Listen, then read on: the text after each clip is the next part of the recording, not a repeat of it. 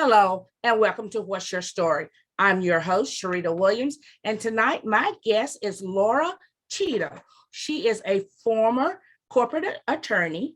She's a podcast leader. She writes for People Magazine, and she is an author. Please help me welcome Lora Cheadle to the show. Lora, welcome. Thank you so much for having me. So, Lora, tell our viewers a little bit about yourself. Well, I am a former corporate attorney. I went to law school because I really wanted to pursue justice in the world. And it was interesting because the longer I practiced law, the more I realized practicing law really isn't about bringing justice. The way we can really make a change is by helping people get to know themselves and show themselves for who they are, not for who they think they should be.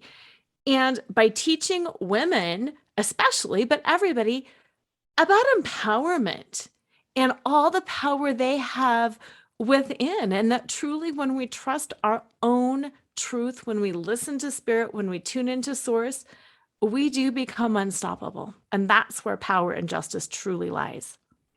Absolutely. So tell us, from an attorney to an empowerment life coach for women, how did this come about? It was an interesting journey. First, when I was practicing law, the very first case I ever tried, I won. But the judge called me into his chambers and he berated me for having the nerve to win my case. And and he said, "How dare I be young and pretty and that smart too?" And it was like, whoa. And I thought that's such a betrayal of who I am and everything that I was told I could believe and could do.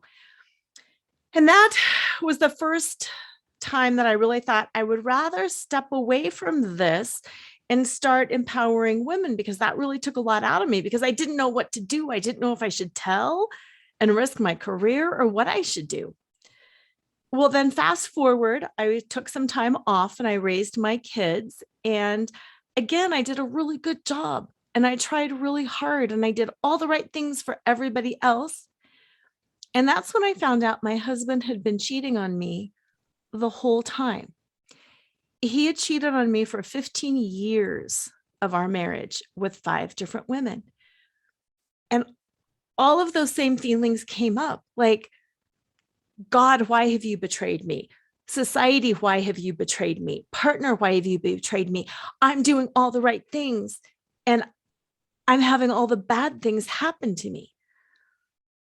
And that was really what launched me into this female empowerment space, because we are told we have to look a certain way, act a certain way, do certain things, dress certain ways, be, super thin and super young. And it's all a betrayal.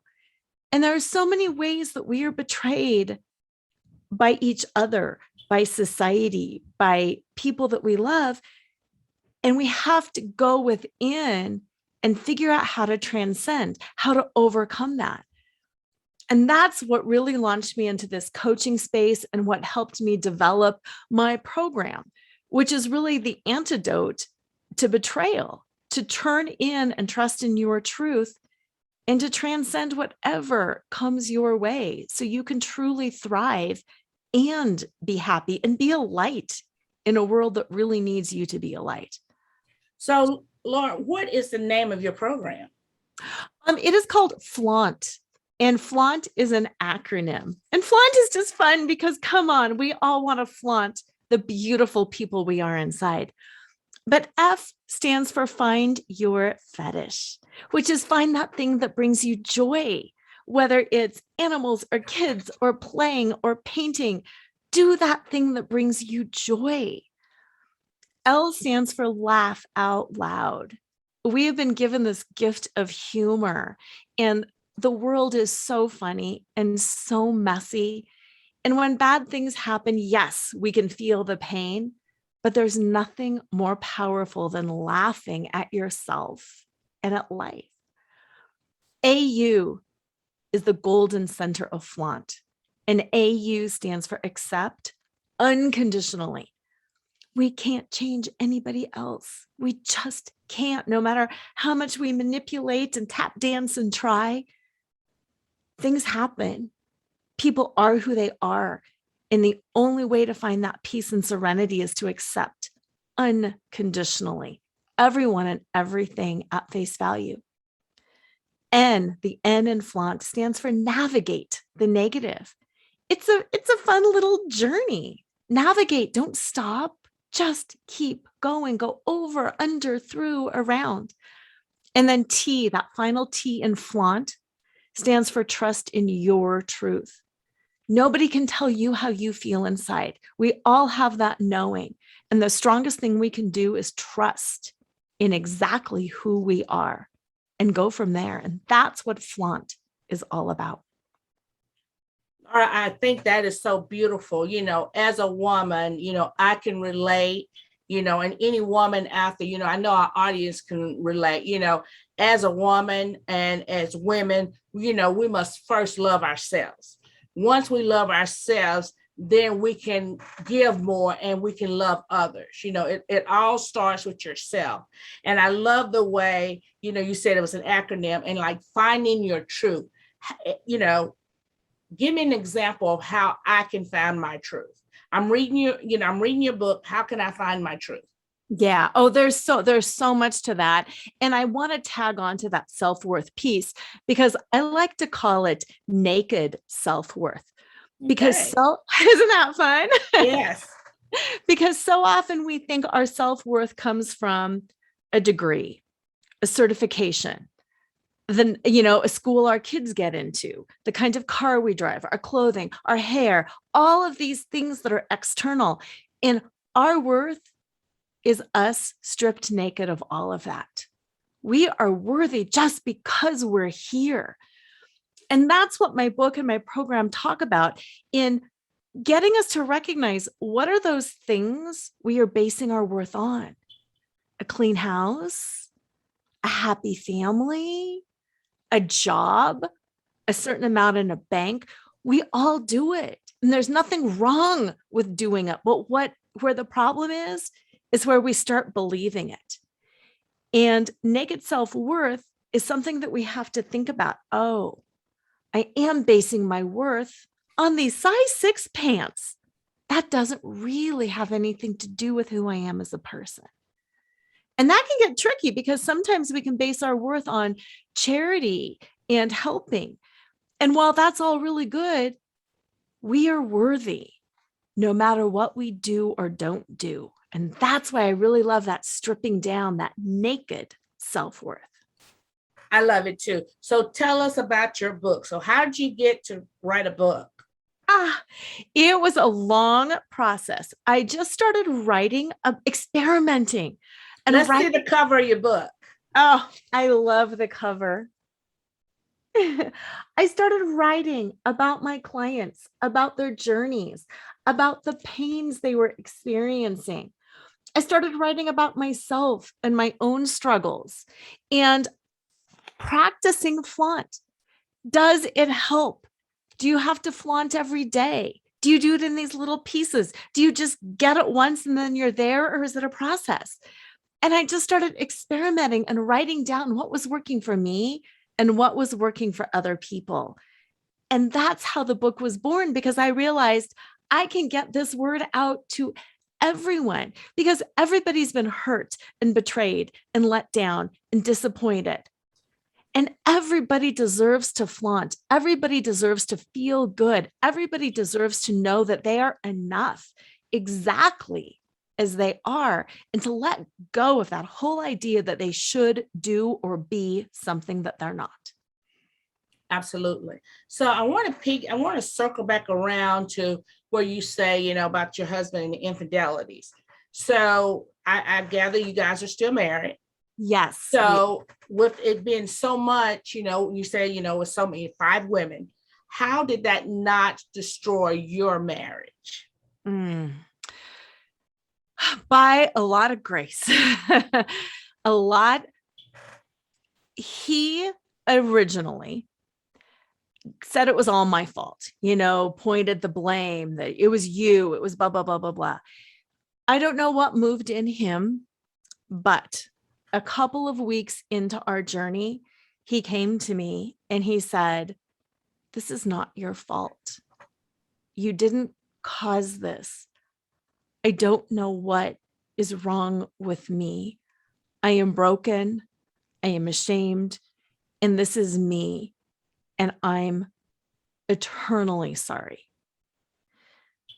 Well, then that opens up a lot of curiosity in me too. Yes, I see that. But what is wrong with you? Because when I heard about one woman, I thought it was wrong and bad and awful and we were done. But the more I learned about it, 5 women, there's something going on. There's something really wrong here. We had a good marriage. We had a happy family. We enjoyed each other. We were truly best friends. What was wrong? And we both just kept, again, it's that naked thing, kept stripping down and kept exposing ourselves. Here's where I hurt. Here's the shame he had. Here's his abusive childhood and the attachment wounds and all of the pain. And we just laid ourselves open spiritually, emotionally, intellectually, and just said, "This is me, and I'm so sorry." And we were brought back together in such a beautiful way. And we are closer now than we ever, I think, could have dreamed that we would be. So how did the entire title come about? I mean, Flaunt, drop your cover, reveal your smart, sexy, and spiritual self. How did that's such a long, drawn out title, but it's important. It is important.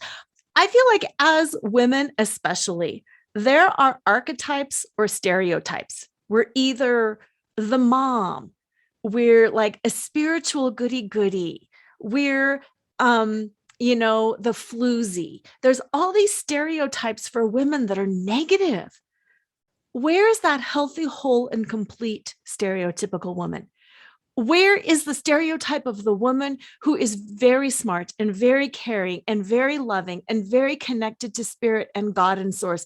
Where is that smart, sexy, and spiritual woman? Because she doesn't exist.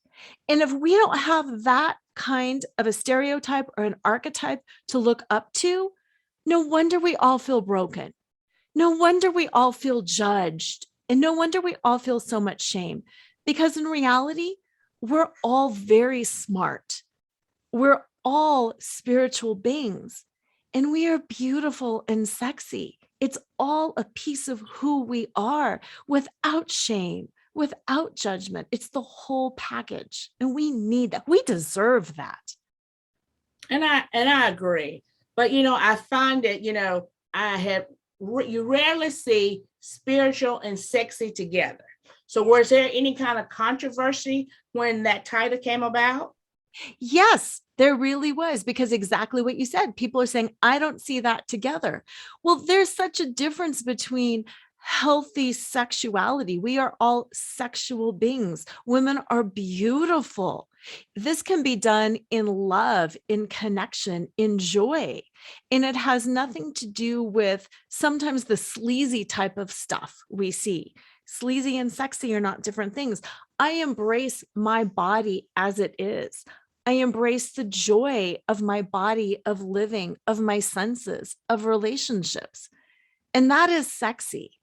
And that's beautiful. And that's powerful. I talk about sexy in terms of attraction and enjoying life. I think stimulating conversation is sexy. I think having a delicious meal is sexy. It's that experiential. And yes, it was controversial, which is why I went there. Well, I think that's wonderful. So we're going to take a commercial break, and we'll be right back after this break. 80% of women will develop a pelvic health condition at some point in their lives. There is relief. There is hope. The Pelvic Floor Store, your resource for personal health. Welcome back. Tonight, my guest is Lora Cheadle, and I would like to thank our sponsors, from WYTV7. And also, if you're in our area, in the Charlotte area, we are sponsoring a golf tournament on October the 30th at the Old Sycamore Golf Tournament. Please come out and help us. Whether you want to be golfing or a volunteer or a spectator, you can do it all. So come out and support our financial literacy nonprofit. Thank you. Lora, back to you. Tell us more about your book, Flaunting. Perfect. Flaunt, drop your cover and reveal your smart, sexy, and spiritual self has got a lot of different exercises and field trips that you can take. One of the things that is so instrumental in healing and in personal growth is being able to get out of the ordinary, be able to move out of the normal stuff that you do every single day and play. Like I said earlier, the F in flaunt stands for find your fetish. Kids play for the sake of playing. They don't play to impress somebody. They don't play to get better at something. They play because it's fun. And that's one of the things that I think is so important and so powerful is to let ourselves play, to give yourself permission to play, to think back to when you were a child and what you enjoyed doing. Did you enjoy running around? Did you enjoy playing ball? Was it a craft? Was it dolls? Was it stuffed animals? Was it swinging on the monkey bars? Move into that state of play, because what it does is it gets you out of your head. As adults, we're in our head and we think about what we should and shouldn't do, what's right and what's wrong, what other people will think, what's going to get us, strategically aligned for the next thing. And when you're playing, you're just in your heart and you're moving. And that's where our wisdom comes in. So my book has got a lot of exercises and activities designed around play. There's some dress-up activities in there. I have one activity where I encourage people to go to a thrift store and to try on princess dresses, housewife clothes, business suits, different kind of shoes, and just play with the energy of stepping into something else, just to get out of your head and into your body. I also have a lot of movement activities. What I call yoga-lesque is a combination of yoga and burlesque. And burlesque is theatrical. We have all had that experience where we're exhausted and we put on the happy face and we show up and we end up having a really good time. The same is true in life. And that's what yoga-lesque is all about. It's moving as you wish to be. If you wish to be in love, how can you act and move and experience love? If you wish to be in service, how can you act and move as if you were in service? It's not faking it till you make it, but it's acting as if and believing and letting all of that stuff flow through you so you can quit overthinking and drop into your heart and start feeling. So Laura, how does Flaunt, our smart, sexy, and spiritual self help us in our professional and personal life? Yeah. Oh, such a great question. Okay. Think about it like this. In a professional environment, what do you want to do? You want to fit in. You want to do the right thing. So when you step into a new job or a new role or a new position, you start looking around and everybody does this and everybody says this and everybody has lunch at a certain time and everybody does this. Well, the fact is, you were hired because of your unique gifts and abilities. So when you look around and try to fit in, you're suffocating yourself. You're cutting yourself off. Brilliance comes from those outside of the box moments. Brilliance comes by flaunting at work, by expressing yourself fully, by saying some of the things that you think, by asking the questions that you think might be dumb questions. That's where the growth happens, because then you are the catalyst for everybody at work to grow, to let their unique gifts out. And your professional environment and life starts blooming instead of withering. And it's the same way personally. Like I talked about when my husband and I started reconciling, we laid our souls bare. He told me the worst parts about him, his pain, his shame. He talked about everything that he did and how he felt about himself. I did the same thing. I told him all of the times I felt so disconnected and sad, and the times I was so fearful that I would kind of do things to sabotage him. And we just talked, and we completely dropped our cover. And that's the only way we can connect. That's where our brilliance shine, is when we are brave enough to stand in our truth. I've always believed that all souls sparkle, that we're like jewels, an emerald, a ruby, a diamond, a sapphire. We're all different, but we all sparkle. And just like with any jewel, the more you cover it up with stuff, the less of its truth you will see, the less sparkle you have. And that's how it is with us at work. Speak your truth, whether that's standing up for somebody else or asking for something. In a relationship, speak your truth. Be who you are. Flaunt everything about you. That's where growth happens. Well, Laura, you definitely have inspired me to flaunt. I sit here and I think, when you were saying drop your cover, and it's not so much of hiding behind something, it's about more of coming forth. Women coming forth and being who they are, not pretending to be something that they're not. I mean, you have definitely inspired me to be a better me, to stand up for my truth, and I appreciate that, So let me ask you about your book. Yeah. Did you target your book for men and women, or just women? It is, that's a hard question. It's doable for both men and women, but just in writing it to say man and or woman, for women and or men. So it's written in the feminine. It's addressed to women. And I specifically talk about being the mom and being the wife and being the caregiver. Now, men are also parents. Men can also be caregivers. Yes, men can get a lot out of this. And I have had men reach out and say, wow, that was amazing. But I did write it in the feminine just because I am a woman. It's the role that I know. And it was easier just to write women, her, instead of, mixing it all up. So as a woman, by reading your book, how can I become more in touch with who I am, to be the authentic me?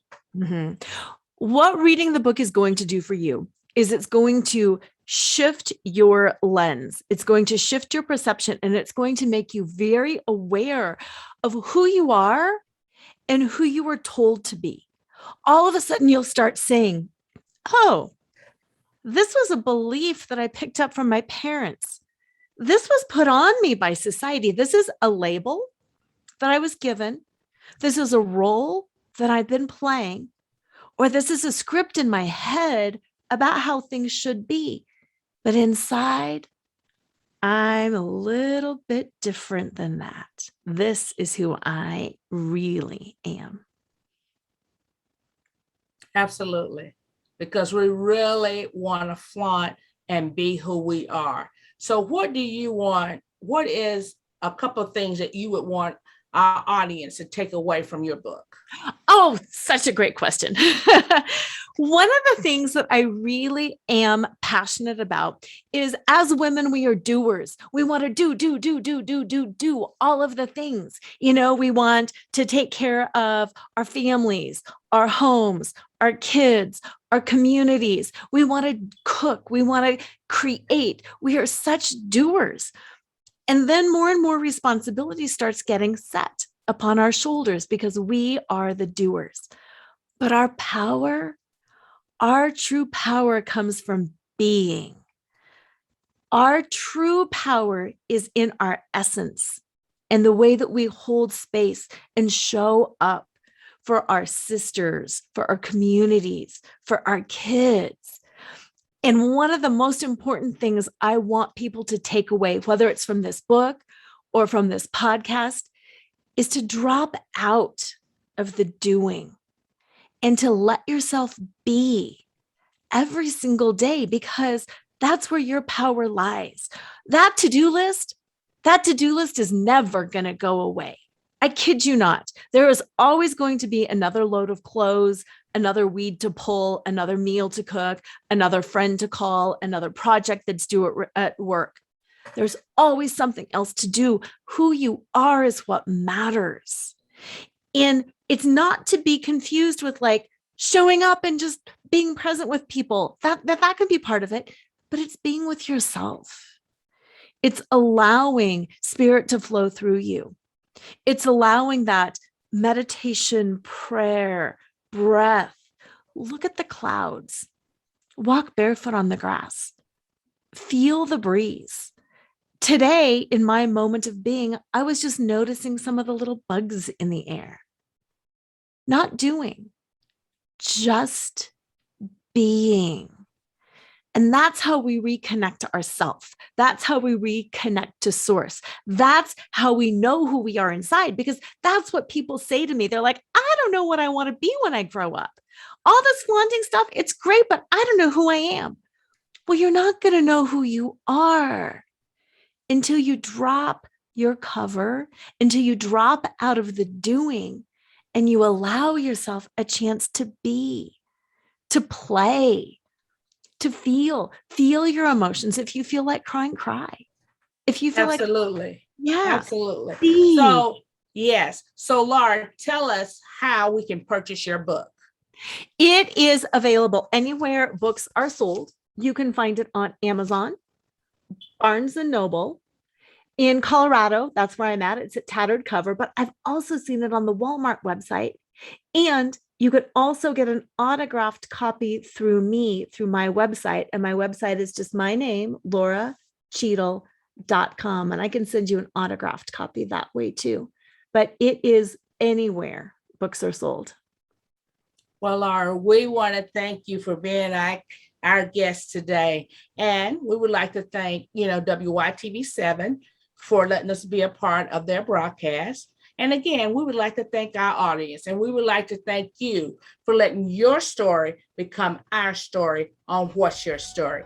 I'm Sherita Williams. Until we meet again.